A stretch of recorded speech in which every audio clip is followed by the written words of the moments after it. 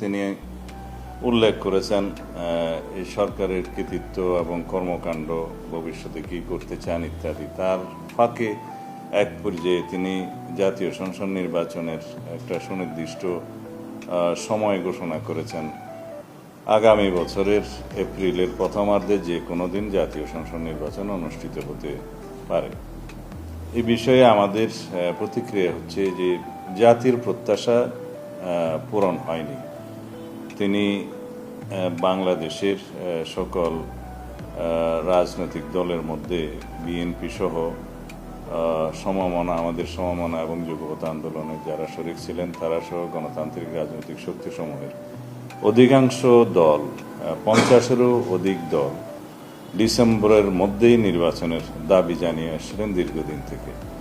আমরা যৌক্তিকভাবে ডিসেম্বরের ভিতরেই নির্বাচন অনুষ্ঠানের জন্য আমাদের বক্তব্য সবসময় উপস্থাপন করেছি, যুক্তি সহকারে এবং বিভিন্ন কারণ দেখিয়ে। ইনসেক্ট রিপেলেন্ট মাস্টার ব্যাচ যুক্ত আরএফএল ওয়াট্রো, কাপড় যত্নে রাখার নাম্বার 1 সলিউশন।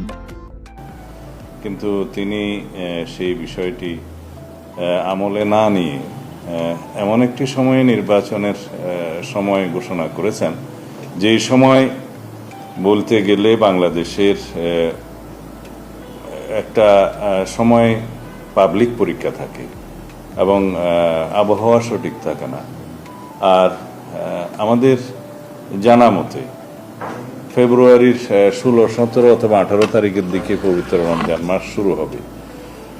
সেই সময় থেকে 1 মাস রমজানের সময় এবং ঈদের পরে সেটা সমাপ্ত হবে মার্চের শেষ সপ্তাহে অথবা তার কয়দিন আগে।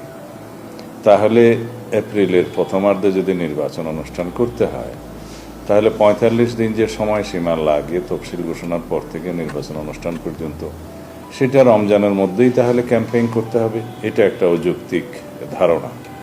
দ্বিতীয় হচ্ছে পাবলিক পরীক্ষাসমূহ আমাদের দেশে এসএসসি এগুলো সেই সময় হয় এবং ওই সময় আবহাওয়া সঠিক থাকে না। এই সার্বিক বিবেচনায় খুব বেশি উনি যদি দেরি করতে চাইলে ডিসেম্বরের পরে জানুয়ারির মধ্যে হতে পারত, সেটা হয়তো গ্রহণযোগ্য বলে মনে হতো সবার কাছে, কিন্তু তিনি সেটা আমলে নেন নাই। উপরন্তু আরও একটি বিষয় আছে, এই আবহাওয়ার বিষয়, পাবলিক পরীক্ষার বিষয়, রমজানের বিষয়, এগুলো বাদ দিলেও একটা সরকার তার দায়িত্ব নেওয়ার পরে 1 মাসের ভিতরে তো জাতীয় বাজেট প্রণয়ন করতে পারে না। আর আমাদের অনেক বেশি প্রতিশ্রুতি আছে। অনেক বেশি বিষয় বিবেচনায় নিয়ে আমরা বলেছিলাম আমাদের দলের পক্ষ থেকে এবং আমাদের সাথে যারা যুগপৎ আন্দোলনে শরিক ছিলেন, ফ্যাসিবাদ বিরোধী গণতান্ত্রিক আন্দোলনে সমমনা দল, এর বাইরেও অনেক দলের পক্ষ থেকে তারা এই প্রস্তাব দিয়েছিলেন যে ডিসেম্বরের ভিতরেই নির্বাচন অনুষ্ঠান করা সম্ভব। এবং আমরা এই মুহূর্তে আমাদের দলের উচ্চ পর্যায়ে আমাদের স্ট্যান্ডিং কমিটিতে আলোচনা করে বাকি প্রতিক্রিয়া জানানো হবে আমাদের পক্ষ থেকে। এবং আমরা একই সাথে আমাদের সাথে যুগপৎ আন্দোলনে যারা শরিক ছিলেন তাদেরকে নিয়ে এবং সমমনা রাজনৈতিক দল এবং অন্যান্য রাজনৈতিক গণতান্ত্রিক রাজনৈতিক শক্তিসমূহের সাথে আলোচনা করে আমরা তারপরে বিস্তারিত প্রতিক্রিয়া জানাবো। তবে মুদ্রা কথাই বলতে পারি, আমাদের এবং জাতির প্রত্যাশা পূর্ণ হয়নি। বন্দর নিয়ে তিনি যে বক্তব্য রেখেছেন, খুব দীর্ঘ বক্তব্য রেখেছেন, সেই বন্দরের বিষয়ে তিনি এখনো বিদেশিদের হাতে বন্দর ব্যবস্থাপনা ছেড়ে দেওয়ার বিষয়ে বিভিন্নভাবে তার বক্তব্য উপস্থাপন করেছেন, যুক্তি প্রদান করার চেষ্টা করেছেন এবং জনগণের কাছে অ্যাপিলও করেছেন। কিন্তু একটি ম্যান্ডেটহীন একটি অনির্বাচিত সরকারের কি এই সমস্ত জাতীয় ইস্যু নিয়ে সিদ্ধান্ত নেওয়ার এখতিয়ার আছে? আমরা মনে করি না। এই বক্তব্য আমরা আগেও প্রদান করেছি।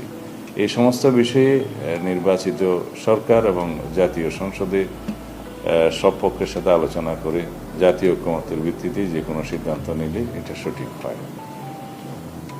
আর প্রায় সময় তিনি বলে থাকেন রোহিঙ্গা করিডোরের বিষয়টা নিয়ে ওনার উপদেষ্টা একজন আছেন, উনি এবং বিভিন্ন ব্যক্তি সরকারের সাথে সংশ্লিষ্ট তারা বক্তব্য দিয়েছেন। আজকে উনি পরিষ্কার করেছেন যে রোহিঙ্গা করিডোরের বিষয়ে সরকার কোনোভাবেই জড়িত নয় এবং কারোর সাথে আলাপ হয়নি। এই বিষয়টি তিনি অস্বীকার করেছেন এবং এক পর্যায়ে বলেছেন যে কানে চিলে কান নিয়ে যাওয়ার মতো এটা একটা ঘটনা। তা আমরা এটা ওনার এই বক্তব্যকে স্বাগত জানাই এই জন্যে যে তিনি শেষ পর্যন্ত অনেক দেরিতে হলেও এই মানবিক করিডোরের বিষয়টি সরকার সংশ্লিষ্ট নয় বলে জানান এবং অস্বীকার করলেন।